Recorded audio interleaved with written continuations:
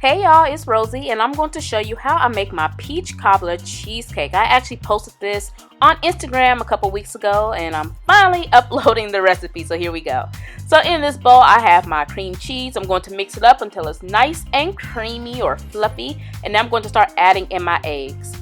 FYI, all of my ingredients are at room temperature, so make sure yours are too. Let's mix the eggs and that cream cheese until it's nice and well combined. And now we can start adding in our granulated sugar and vanilla extract. Pure vanilla extract because I don't get down with the imitation. And now we're just going to mix everything until it's well incorporated. So we have a couple more ingredients to add in, but let's scrape our bowl first. And now we can start adding in the last two. So one of those ingredients will be heavy cream. And the last ingredient is cornstarch. So once that's in there, you're going to mix this cream cheese or cream, oh my god, I can't get out, cheesecake filling until it's nice and creamy.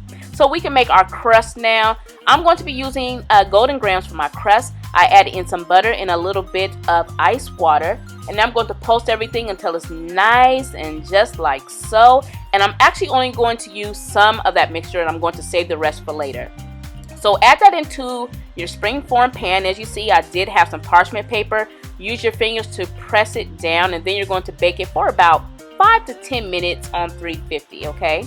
Once done, remove it out of the oven. I'm going to surround my pan with some aluminum foil because I'll be doing a water bath. And now I'm going to start pouring in my cheesecake filling. And as you see, I do have my springform pan inside of a big roaster. You can use whatever works for you.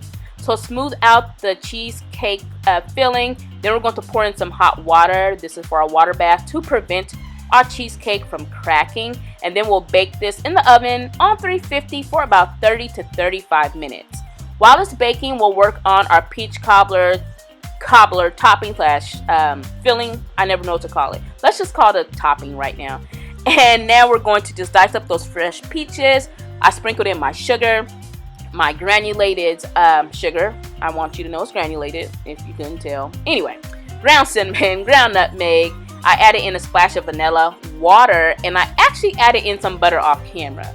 So I'm going to pour all that mixture into my pan there, and then I remembered that I needed some of the liquid, so I took some of it out and I added it into my cup here, and I sprinkled in some cornstarch, and this is going to help thicken up our filling slash topping. So mix that until it's nice and lump free, and then we're going to bring this mixture to a boil, okay? Once it's at a boil, that's actually medium heat, I'm going to start adding in the liquid and cornstarch mixture, and then I'm going to stir everything, and I'm going to turn the heat off completely because it's going to get nice and thick just like so. So once it's like this, you can set it to the side. I actually placed mine into a bowl until I was ready to use it. And now we are ready to make our crumble topping. So let's use the leftover golden grams that we crushed up earlier. We're actually going to add in a little bit of white cake mix. You can actually use yellow if you want. And you need a little bit of ice water and some softened butter. And now we're going to mix those together, and then we'll kind of pour it out. Pour it out, okay? On a parchment paper. Then you're going to bake it in the oven until it's nice and crumbly like so. And you will have to break it up like I did just now. So our cheesecake is done. I'm going to take my fingers and rub some vegetable oil around the topping so that this cobbler topping doesn't stick to it.